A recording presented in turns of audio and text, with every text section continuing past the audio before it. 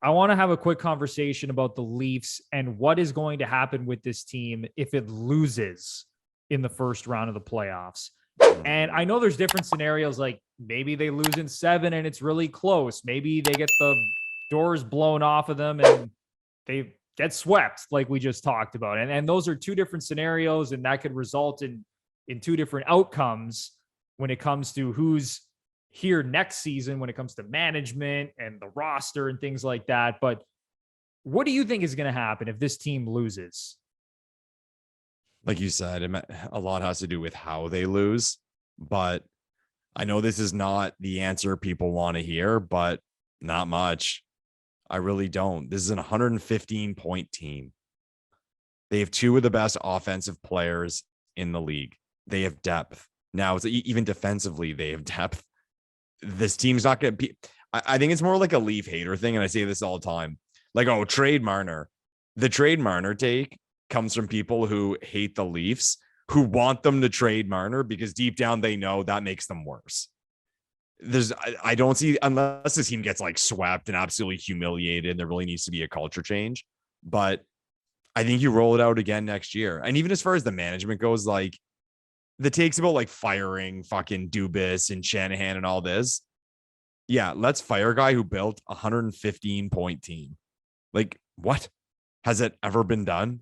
I mean, at the end of the day, all he can do is build a winning lineup. He can't get, and people's like, oh, he built a soft team. Well, he can't get in the DNA of these guys to make them show up in the playoffs. All he can do is put a product on the ice that scores goals and stops goals, and he's done that. So I don't see anything happening with management. As far as the team goes, I mean, there's changes every year. Who knows what would happen?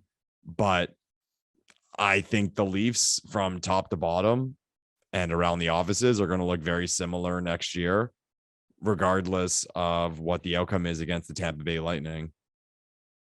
I tend to agree with most of what you said, Lepore. You look at this team, they have the 4th best record in the NHL this year. Like we've mentioned a million times, franchise record 115 points, second highest scoring team in the league.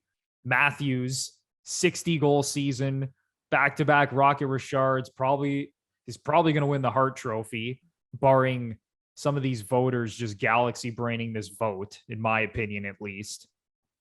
And, how could you look at Kyle Dubas and say, sorry, man, you're fired after this? And again, maybe Campbell gets completely lit up and has like an 880 save percentage in this playoff series, and the fingers pointed at Dubas being like, listen, you got rid of, well, not that you got rid of Freddie Anderson, but you didn't re-sign Freddie Anderson. He had a great season with Carolina. Funny enough, Anderson is now injured for Carolina as the playoffs get underway. Not Monday funny night. enough, Bruno. We're not laughing.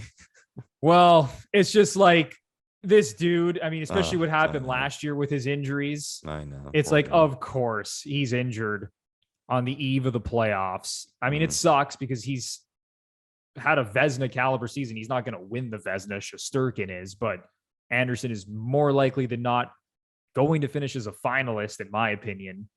And, that obviously sucks for them. But yeah, going back to the whole goalie point, maybe the fingers pointed at Dubas being like, listen, you didn't re-sign Anderson. You thought Campbell was the answer. He's been a journeyman for a reason. He's never been a starter until he's been a Leaf. Like, what were you thinking? Peter Mrazek, another disastrous signing.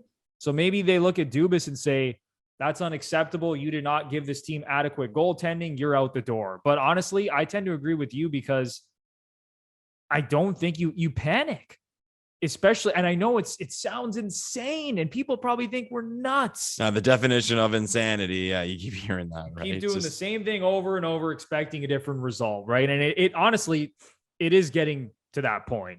Like if they lose again, yes, you could totally make that argument. Yeah, you can already make that argument. I mean, you can already make that argument as it stands right now. But I mean, if they lose to the back-to-back defending champs and Tampa goes on, whether it's getting to the conference final or another Stanley Cup final, how do you look at this and say you got to blow up this roster? Now, another thing that I think we could point at Dubas is if this team gets like brutally outplayed from like a physical standpoint and a toughness standpoint. Because one thing Sheldon Keefe mentioned in one of his press conferences recently, he said, I expect it to be a physical, borderline violent series. Oh, in a lot of ways. Did I And hear him say that Tampa like led the playoffs in skirmishes or something? He made that point. yes, I saw that as well. I saw that on Twitter where he mentioned that he watched a lot of Tampa's playoff run from last season. He noticed after the whistle, Every they would time. get into a lot of scrums, try to piss off the opponent, try some dirty stuff. And you know what? I honestly attribute that to John Cooper because he knows what he's doing and he knows what it takes to win in the playoffs. And it's sometimes it's those little things where you're just getting under the skin of your opponents. And Lepore, we saw it last year with Montreal, the way that Ben Sherratt and Shea Weber and some of those other guys on the back end and even up front on Montreal's forward group, they were all trying to irritate Matthews and Marner.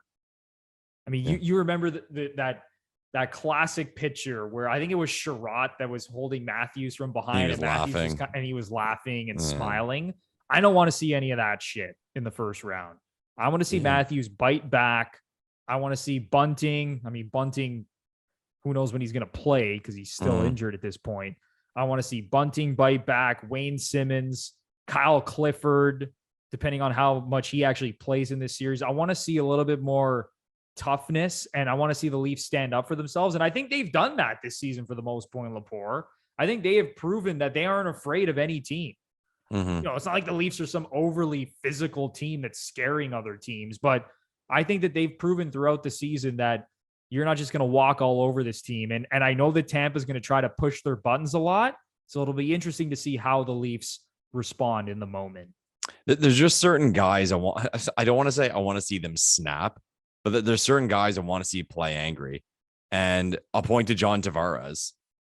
I want his role to kind of change a little bit. Like John's a quiet guy and that's who he is.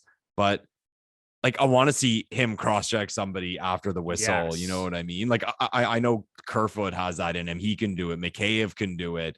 We mentioned Bunting. Like, Matthews got suspended for cross-checking Dahlin within the throat.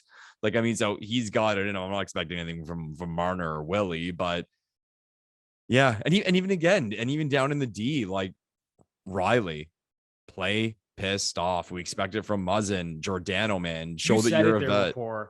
Play pissed off. Oh, that's exactly that's what it right there. You nailed it with that line. Yeah. Play pissed off. I love it. And you know what, Bruno, I'll get your opinion on this and how you feel. There's ebbs and flows to a series. They say there's no momentum between games. I sat here and I predicted the Leafs will win in 5.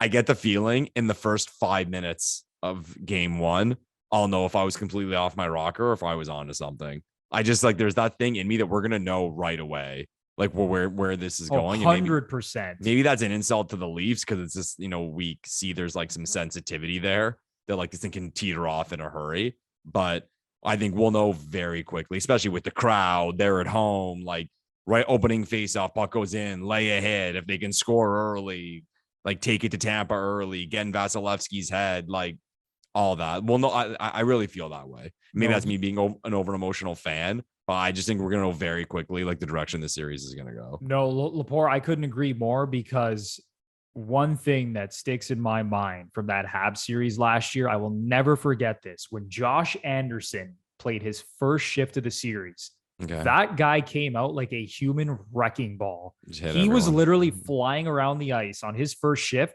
trying to kill Leafs. I like seriously, he took a run at Wayne Simmons in the first shift, like literally trying to end his career. Like those guys, and it wasn't just Josh Anderson. It was, you know, I can go down the list. I mentioned like Shea Weber and Ben Sherratt and those guys. Like they were taking runs at the Leafs. They knew right away, let's come in, let's be physical, let's get right in their face and let's see how they respond. And I think the Tampa Bay Lightning are going to do the exact same thing. And again, I don't know if, you know, you're going to see Pat Maroon go out there and try to kill someone or Victor Hedman try to slash someone in the back of the leg or in the back or something. But I think there's going to be some feistiness right from the drop of the puck. And we will see right away if the Leafs are ready to handle that. It's a weird thing. And I mean, you can point to the teams that are like absolute and real contenders, but I've found in the past that within the first couple nights of the playoffs, if you've watched every game, you know who's going to win the cup. Like I remember watching it would have been 2012, the Canucks against the Kings.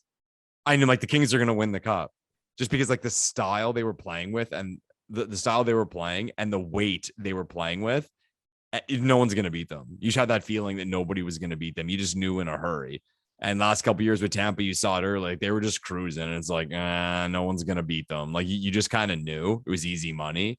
So we'll find out quick, man. These are two good teams. So I don't know, man. Especially with the Leafs. I mean, being at home, you can call it a negative thing because with the pressure that is the Toronto that is playing for the Toronto Maple Leafs, they lose game 1 and now game 2 is a must win.